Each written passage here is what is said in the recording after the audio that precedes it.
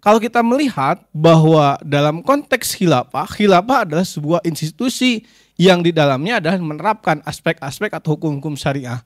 Sehingga dalam konteks pengaturan ekonomi, termasuk pengelolaan keuangan negara pun harus dilandaskan dengan aspek syariah.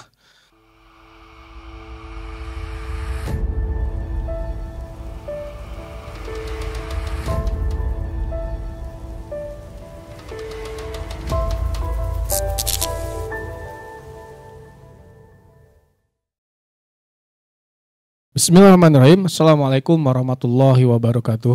Hadirin sekalian, kalau kita melihat beberapa waktu yang lalu ada beberapa hal fenomena yang menarik, terutama berbicara dalam konteks APBN. Kita tahu dalam konteks hari ini berbicara dalam konteks ekonomi, sering kita dengar bahwa berbicara APBN paradigmanya adalah ekonomi kapitalis. Khusus edisi hari ini kita akan coba bedah bagaimana sebenarnya konsep APBN dalam perspektif Islam, yakni khilafah. Baik, pertama kalau kita melihat APBN dalam konteks khilafah itu tentu berlandaskan pada aspek syariat Islam. Pertanyaannya adalah kenapa mesti harus syariat Islam? Kalau kita melihat bahwa dalam konteks khilafah, khilafah adalah sebuah institusi yang di dalamnya adalah menerapkan aspek-aspek atau hukum-hukum syariah. Sehingga dalam konteks pengaturan ekonomi, termasuk pengelolaan keuangan negara pun harus dilandaskan dengan aspek syariah. Baik, pertama kalau kita melihat berbicara dalam konteks APBN, ya, dalam khilafah itu diatur berdasarkan hukum Islam dan tentu tujuannya adalah untuk menegakkan keadilan serta kesejahteraan umat. Sehingga dalam konteks khilafah, tujuan dalam konteks pengelolaan APBN adalah bagaimana masyarakat atau dalam konteks ini adalah rakyat itu bisa sejahtera. Artinya dalam konteks khilafah yang disejahterakan itu bukan sebagaimana dalam konteks ekonomi kapitalis. Yang menikmati hasil terbesar itu adalah para oligarki, para pemilik modal. Tetapi dalam konteks khilafah yang menikmati kesejahteraan itu adalah seluruh rakyat. Kita tahu dalam konteks negara khilafah yang hidup ya rakyat di dalamnya itu bukan hanya muslim tetapi ada juga non muslim. Sehingga hak-hak yang diberikan oleh khilafah itu juga berlaku untuk masyarakat yang non muslim. Hadirin sekalian, yang menarik lagi dalam konteks APBN dalam perspektif khilafah adalah tidak adanya kebijakan berbasis riba atau interest. Ya, atau bunga. Kita tahu bersama sebetulnya bunga ini adalah salah satu penyakit yang sangat kronis yang bisa meluluhlantakkan perekonomian. Kita tahu kasus subprime mortgage yang menghantam perekonomian Eropa dan Barat pada kesempatan hal itu didasarkan pada ekonomi non-real yang berbasis riba, bunga atau interest. Kalau kita kontekskan misalkan dalam hari ini Indonesia, ini sangat mengerikan. Kita tahu dampak dari bunga utang yang harus dibayar tahun ini, tahun 2025 dengan jatuh tempo harus mencapai sekitar 800 triliun. Itu jumlah yang sangat besar, ya. Dan dalam konteks yang lain adalah APBN dalam konteks Islam itu tidak didasarkan pada pajak. Islam memandang bahwa pajak itu ada sesuatu pendapatan yang sifatnya itu insidental. Negara boleh mengambil atau menerapkan aspek pajak, tetapi dengan catatan itu dalam keadaan betul-betul kronis dan itu tidak dijadikan sebagai sebuah budgeter. Apa itu budgeter? Yakni kebijakan sifatnya tetap, ya. Artinya khilafah itu betul-betul akan memberlakukan kebijakan pajak ketika keuangan negara betul-betul dalam keadaan kosong, tetapi ada aspek yang harus disegerakan. Dan yang menariknya adalah ketika diberlakukan kebijakan pajak, itu berlaku atau diberikan atau diambil dari masyarakat muslim saja. Dan itu pun adalah masyarakat muslim yang kaya. Artinya dalam konteks APBN Islam, pajak itu diberlakukan pada orang, bukan pada barang. Sementara dalam konteks ekonomi kapitalis, pajak itu diberlakukan pada barang, sehingga baik masyarakat yang kaya, masyarakat yang miskin, muslim ataupun non muslim, itu dia terkena dampak dari kebijakan pajak itu. ujung-ujungnya adalah dalam konteks ekonomi ya cenderung kalau melihat dalam perspektif kapitalis dia cenderung eksploitatif terhadap ekonomi. Lanjut. Menariknya yang ketiga adalah dalam konteks khilafah ya negara itu bertanggung jawab ya memastikan kesejahteraan rakyat sesuai dengan tanggung jawab atau perspektif syariah. Kita tahu bersama bahwa tujuan adanya penguasa itu adalah sebagai imam, sebagai ro'yun, sebagai pengembala. Maka ketika dia posisinya sebagai penguasa, dia harus betul-betul memaksimalkan, melayani, mengayomi masyarakat. Ya, dengan segenap upaya yang dia lakukan, dia harus mampu memberikan kontribusi yang signifikan terhadap masyarakat. Sehingga keberadaan penguasa itu bisa dirasakan oleh seluruh lapisan masyarakat. Ini menarik sebetulnya. Apa yang jadi rujukan? Dalilnya adalah tentu ini diambil dari Quran surat Al-Baqarah ayat 195. Nah, wa anfiqu fi sabilillahi wala tulku bi aidikum ila tahlukati wa ahsinu innallaha yuhibbul muhsinin. Dan infakkanlah hartamu di jalan Allah dan janganlah kamu jatuhkan dirimu ya ke dalam kebinasaan. Dan berbuat baiklah karena sungguhnya Allah menyukai orang-orang yang berbuat baik. Selanjutnya, hadirin sekalian, menjadi pertanyaan kita semua adalah lalu bagaimana sumber pemasukan dan pengeluaran dalam perspektif APBN khilafah ini diatur sesuai hukum Islam. Ya. Berbicara dalam konteks APBN dalam perspektif khilafah artinya semua pendapatan dan pengeluaran negara yakni dalam konteks khilafah itu berasal dari sumber yang halal. Harus betul-betul dipastikan diambil dari sumber-sumber yang halal. Sehingga tidak ada dalam konteks APBN itu sumber-sumber yang haram. Ya, misalkan dari aspek maisir, goror, riba ataupun dari hasil yang tidak dihalalkan dalam pandangan syariah. Dan tentunya ini digunakan untuk kepentingan umat. Ya, jadi APBN yang masuk itu betul-betul dikelola oleh negara untuk sebaik-baiknya atau sebesar-besarnya kemakmuran rakyat, kemakmuran umat. Ini menarik sebetulnya itu. Jadi apa yang diperlukan oleh masyarakat, apa yang diperlukan oleh rakyat, maka negara dalam konteks ini perlu berkepentingan, apalagi ketika berkaitan dengan kebijakan yang sifatnya itu adalah kebutuhan-kebutuhan primer. Seperti sandang, pangan, dan papan, itu adalah menjadi tanggung jawab negara. Dari mana sumbernya? Yakni dari APBN. Ya. Lanjut adalah ketika berbicara dalam konteks APBN, maka tidak ada utang berbasis riba atau eksploitasi pajak yang menekan rakyat. Sebagaimana kita tadi bahas dan singgung bahwa sumber APBN dalam konteks khilafah itu dipastikan dari sumber-sumber yang halal. Kalau kita melihat fakta hari ini, APBN di beberapa negara termasuk dalam konteks ini Indonesia, yang menjadi salah satu sumbernya itu adalah pinjaman utang luar negeri. Kita tahu tidak ada makan siang gratis, no free lunch. Sehingga ketika ada pinjaman utang luar negeri, pasti ada embel-embel bunga atau interest. Nah, yang menariknya lagi adalah kalau kita berbicara dalam konteks hari ini di negara Indonesia atau negeri Indonesia ini, ya 80% lebih sumber pendapatan APBN itu diambil dari hasil pajak. Yang notabene tentu ini sangat memberatkan. Apalagi kalau kita melihat fenomena yang baru-baru ini terjadi, misalkan ada kebijakan kenaikan PPN, kemudian kebijakan kenaikan pajak progresif, dan kebijakan pajak-pajak lainnya.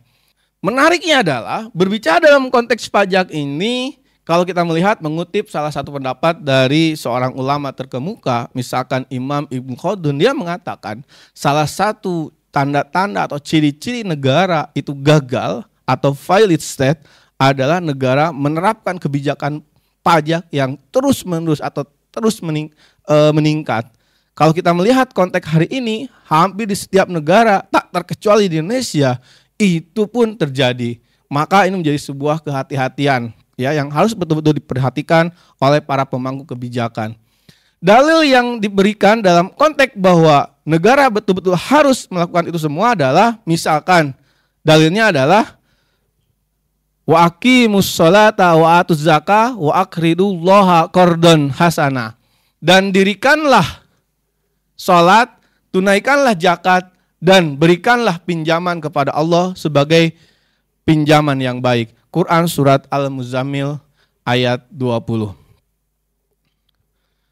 Hadirin sekalian, berbicara dalam konteks APBN, ya, berbicara dalam konteks APBN, yakni APBN dalam sistem perbandingan sistem kapitalis, sosialis, dan khilafah, ini kita akan melihat bagan atau grafiknya. Pertama, kalau kita melihat yang menjadi aspek pembanding adalah sumber pemasukan. Dalam konteks khilafah, yang menjadi sumber pemasukannya itu adalah pertama dari aspek zakat. Tentu kita tahu zakat adalah sesuatu yang diwajibkan atas kaum muslim, ya. Kemudian yang kedua ada aspek kharaj, ya. Yang ketiga ada jizyah, ada fa'i, gonimah, serta sumber-sumber dari kepemilikan umum. Yang ini jumlahnya sangat-sangat besar, ya. Sementara itu dalam perspektif kapitalis yang menjadi sumber pemasukan dari APBN itu didasarkan pada pajak. Kemudian riba atau bunga, serta adanya pemasukan dari hutang luar negeri. Ini berbanding juga dengan perspektif sosialisme yang dia mengandalkan pajak yang sangat tinggi, kemudian kepemilikan negara atas semua aset. Artinya individu tidak diperkenankan untuk memiliki barang-barang sifatnya produktif. Yang kedua, lalu yang menjadi tujuannya adalah dalam konteks khilafah, maka tujuan APBN ini digunakan sebesar-besarnya untuk kesejahteraan rakyat. Dan tentunya menjadi catatan adalah harus sesuai dengan syariat.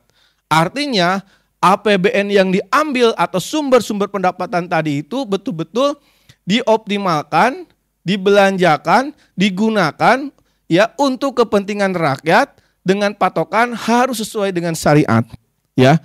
Yang dalam konteks ini kalau kita melihat perbandingan kapitalisme, itu tujuannya itu adalah APBN itu untuk meningkatkan apa yang disebut dengan pertumbuhan ekonomi, ya, ekonomi yang individu, ekonomi yang ditopang oleh individu-individu. Sementara dalam konteks sosialisme itu adalah pemerataan ekonomi yang secara dipaksakan oleh negara. Lanjut, aspek yang ketiga adalah aspek berkaitan dengan pengelolaan sumber daya alam, ya. Dalam konteks APBN khilafah, maka segala macam yang menjadi milik atau kepemilikan umum, ya, itu betul-betul dikelola oleh negara, tentunya untuk kepentingan rakyat. Kita tahu negeri muslim adalah negeri-negeri yang Allah berikan ya kelebihan dalam konteks ya pertambangan, sumber daya alam yang melimpah. Tetapi nyatanya hal itu tidak menjadikan negeri-negeri muslim, termasuk dalam konteks ini Indonesia, itu menjadi lebih sejahtera. Faktanya kalau kita melihat justru banyak rakyatnya itu masih hidup di bawah garis kemiskinan. Ini tentu menjadi catatan, ya. Dalam konteks yang lain kapitalisme itu memandang bahwa pengelolaan sumber daya itu siapapun boleh dimiliki, termasuk korporasi atau individu ataupun swasta. Selama dia memiliki modal, selama dia memiliki uang, dia boleh untuk mengelola kepemilikan umum tadi. Dan tentunya kalau itu menghasilkan, kalau itu menguntungkan, maka hasil dan keuntungannya itu lari ke kantong-kantong individu atau swasta tadi. Begitupun dalam konteks sosialisme. Ya, kalau sosialisme itu adalah antitesa dari kapitalisme, yakni sumber daya alam itu dikelola atau dikuasai sepenuhnya secara total oleh negara. Artinya individu tidak boleh sama sekali ya menguasai sumber-sumber daya alam itu. Lanjut. Aspek yang keempat itu berkaitan dengan pendidikan dan kesehatan. Jadi berbicara dalam konteks APBN khilafah, maka pendidikan, kesehatan, kemudian keamanan itu menjadi tanggung jawab negara. Dari mana itu biayanya? Yakni dari APBN. Ya, negara betul-betul memperoleh dana itu dari sumber-sumber yang halal, yang sesuai dengan syariah. kemudian digunakan, didistribusikan dengan cara apa atau untuk apa? Salah satunya itu adalah untuk pendidikan, kesehatan, infrastruktur, termasuk keamanan. Ya, ini suatu hal yang luar biasa. Sementara dalam konteks kapitalisme, ya pendidikan dan kesehatan itu berbayar, sudah mah berbayar itu sangat mahal. Bahkan cenderung pendidikan dan kesehatan itu termasuk bisnis yang paling menjanjikan dan paling menguntungkan. Ya, ini yang terjadi. Adapun dalam konteks sosialisme itu gratis, tetapi pada tataran pelaksanaannya itu kurang efektif. Lanjut, yang kelima, ini sangat menarik, yakni berkaitan dengan sistem pajak. Jadi kalau kita melihat sebagaimana tadi kita singgung bahwa dalam konteks APBN Khilafah, ya, pajak itu sesuatu yang sangat dihindari. Pajak itu sesuatu yang sangat menjadikan sebagai option yang paling terakhir. Kebijakan yang paling akhir diambil oleh negara ketika negara dia sudah mentok, tidak ada lagi ya sumber pemasukan, sementara dia dihadapkan dengan pengeluaran atau pendanaan yang sangat mendesak. Ya. Dan itu pun sekali lagi itu hanya berlaku bagi muslim yang kaya. Kemudian itu sifatnya tentatif atau temporal. Jadi menarik sebetulnya itu. Jadi pajak itu bukan menjadi sesuatu yang menjadi pemasukan utama. Sementara dalam konteks kapitalis dimanapun itu negaranya, baik di negara yang muslimnya mayoritas ataupun minoritas, maka pajak itu menjadi tumpuan ekonomi suatu negara. Pajaknya yang tinggi, kemudian terus bertahap, meningkat, progresif dan sebagainya. Dalam konteks yang lain, sosialisme pun sama, pajak tinggi dan itu menjadikan atau rakyat semakin tertekan. Baik, lanjut. Hadirin sekalian, muncul sebuah pertanyaan, apa saja yang menjadi sumber pemasukan dari APBN Khilafah? Kita tahu, sebagaimana tadi kita singgung, bahwa banyak program-program yang dilakukan oleh Khilafah dalam rangka mensejahterakan masyarakatnya. Mulai tadi berkaitan dengan pendidikan, kesehatan, keamanan, ataupun pembangunan infrastruktur yang lainnya. Nah, yang menjadi sumber pemasukan APBN dalam konteks khilafah itu adalah pendapatan negara. Ya, dalam khilafah itu tentu berasal dari sumber-sumber yang disyariatkan.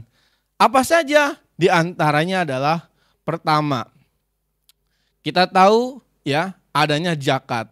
Zakat ini menjadi salah satu instrumen penting fiskal bagi kaum muslim. Zakat dikenakan kepada kaum muslim yang memenuhi syarat baik itu nisab ataupun haul. Ya. Kemudian dari sektor zakat ini digunakan tentu peruntukannya sangat spesifik, yakni untuk 8 asnaf atau 8 golongan penerima zakat. Apa yang menjadi rujukan dalilnya adalah Quran surat At-Taubah ayat 60. Innama shadaqatu lil fuqara'i wal masakin wal amilin al-ayah. Sesungguhnya zakat itu hanya untuk orang-orang fakir, miskin, dan pengurus zakat. Kaum muslimin sekalian atau hadirin dimanapun Anda berada, sumber pemasukan yang kedua adalah diambil dari kharaj atau boleh dikatakan semacam pajak atas pertanahan. Jadi apa itu kharaj? Kharaj adalah wilayah atau suatu wilayah yang dia itu ditaklukkan oleh daulah Islam dengan jalan peperangan, ya.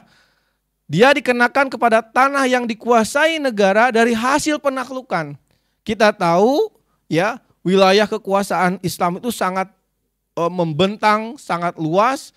Nah, maka tanah-tanah tersebut ada yang ditaklukkan dengan jalan peperangan, penaklukan, ada yang dilakukan dengan jalan dakwah.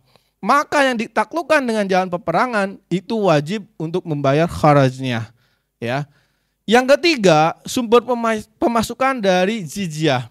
Ya, jizyah itu semacam pungutan yang diambil bagi ya atau diperuntukkan untuk non-muslim yang dia hidup di bawah negara atau daulah Islam. Yang dia tunduk dan patuh terhadap aturan-aturan dari daulah Islam. Jadi non muslim yang dia menerima aspek-aspek hukum Islam, tetapi dalam konteks akidah masih dalam keadaan kafir. Yang keempat dari aspek gonimah. Apa itu gonimah? Gonimah adalah harta rampasan perang, kemudian dari fa'i yang tanpa peperangan. Ya, gonimah ini diperoleh 4/5 bagian untuk pasukan yang melakukan peperangan dan 1/5-nya masuk ke dalam kas Baitul Mal. Nah, sementara fa'i itu diperoleh tanpa melalui peperangan dan digunakan sepenuhnya untuk kepentingan rakyat. Ya. Terakhir itu dari pos kepemilikan umum. Nah, inilah yang sebetulnya sangat potensial di antara pos-pos sumber pendapatan yang lainnya. Jadi pos kepemilikan umum ini adalah contohnya adalah sumber daya alam seperti minyak, gas, dan air, ya tambang, itu dikelola oleh negara untuk sebesar-besarnya kesejahteraan rakyat. Apa yang menjadi dasarnya, dalilnya, yakni adalah hadis riwayat Imam Abu Daud. Al-muslimuna suroka'u fi salasa. Al-muslimuna suroka'i fi salasi. Fil kala'i wal ma'i wan nar. Yakni kaum muslimin itu berserikat dalam 3 hal. Yakni padang rumput, air, dan api. Atau dalam konteks ini adalah sumber energi. Nah, pertanyaannya adalah untuk apa APBN itu dipergunakan? Maka dalam konteks ini APBN dalam perspektif khilafah itu digunakan dalam berbagai kebutuhan rakyat. Misalnya tentu kita tahu yang menjadi tugas dan kewajiban adalah negara adalah menjamin kebutuhan dasar bagi rakyatnya. Maka negara itu menjamin kebutuhan dalam bentuk pangan, sandang, dan papan rakyatnya. Ya. Kemudian apa yang jadi dalilnya, dasarnya? Ini kalau kita melihat hadis Imam Bukhari, ya, bahwa setiap kalian adalah pemimpin dan setiap kalian akan dimintai pertanggungjawaban atas kepemimpinannya. Yang kedua, ya, ini bisa dalam konteks peruntukan APBN itu diperuntukkan untuk pendidikan dan layanan kesehatan yang berkualitas yang diberikan secara gratis oleh negara. Fakta sejarah menunjukkan bahwa misalkan di masa kekhilafahan atau khalifahan Harun ar-Rasyid itu rumah sakit umum contohnya di Baghdad itu dibangun dengan sangat megah. Diperuntukkan untuk kaum muslim, untuk rakyat, baik hanya muslim maupun non-muslim. Kemudian untuk pembangunan infrastruktur, sehingga pembangunan infrastruktur tidak mesti harus merengek-rengek, ya, pinjaman luar negeri kepada asing. Dari mana sumber untuk membangun jalan, transportasi, bandara, kemudian pelabuhan? Ya dari APBN khilafah tadi, ya. Misalkan dalam konteks ini adalah untuk kepentingan umat. Dampak dari pengelolaan APBN yang sesuai dengan syariah adalah contohnya tentu karena diprioritaskan untuk kebutuhan masyarakat, maka masyarakat dalam konteks ini mampu terjamin kebutuhan pokoknya. Ya, kalau kita melihat dalam konteks ini tidak ada kemiskinan struktural seperti halnya dalam konteks kapitalisme. Yang kedua, meningkatkan kesejahteraan dan pendidikan. Ya, maka pendidikan dan kesehatan secara gratis betul-betul berkualitas menghasilkan masyarakat yang betul-betul sehat dan cerdas. Selanjutnya menghilangkan ketimpangan ekonomi atau disparitas pendapatan. Kalau kita melihat dalam konteks khilafah, maka negara tidak memberikan celah agar harta itu dalam konteks ini beredar secara adil dan merata. Tidak ada yang namanya ketimpangan ekonomi atau indeks atau Gini rasio. Ya. Yang keempat, ekonomi yang stabil yang didasarkan pada non ribawi, ya. Ini menarik sebetulnya karena kalau kita melihat fakta sejarah banyak, ya, terjadi krisis ekonomi, salah satunya dipicu karena aspek spekulasi dan sistem yang ribawi. Selanjutnya yang kelima itu adalah digunakan untuk pembangunan infrastruktur yang berkelanjutan. Kita tahu, ya, negara yang besar, masyarakat bisa sejahtera kalau ditopang dengan infrastruktur yang betul-betul memadai. Ya, infrastruktur yang dibangun untuk kepentingan rakyat, bukan untuk kepentingan investor ataupun para oligarki. Nah, dalil yang menjadikan dasar ini adalah misalkan Quran surat An-Nisa ayat 95. Tidaklah sama antara mukmin yang duduk tidak ikut berjuang dalam konteks ini dengan mukmin yang berjihad di jalan Allah dengan harta dan jiwa mereka. Kesimpulan, hadirin sekalian, berbicara dalam konteks APBN, perspektif khilafah adalah maka pertama, dalam perspektif khilafah, APBN itu dilandaskan pada aspek syariah. Artinya Islam memandang tidak adanya eksploitasi ekonomi, tidak adanya disparitas ekonomi. Kemudian yang kedua, ya, itu mengedepankan aspek keadilan, yakni semua rakyat mendapatkan haknya secara proporsional. Yang ketiga, itu bebas dari sistem yang ribawi, kemudian pajak yang menindas, ekonomi betul-betul akan stabil dan berkeadilan. Yang keempat, itu memastikan kesejahteraan umum, ya. Kemudian pendidikan, kesehatan dan kebutuhan pokok dijamin oleh negara. Dengan sistem APBN yang berbasis syariah, maka khilafah mampu mewujudkan kesejahteraan dan keadilan bagi seluruh rakyat, baik muslim maupun non-muslim. Demikian yang bisa sampaikan, mudah-mudahan apa yang kita diskusikan, sampaikan ini betul-betul bermanfaat dan memberikan perspektif yang baru bahwa Islam hadir tidak hanya sebagai agama yang mengatur aspek spiritual, tetapi juga aspek-aspek makro dalam konteks ini adalah APBN perspektif khilafah. Terima kasih. Bila bisa beli hak. Assalamualaikum warahmatullahi wabarakatuh.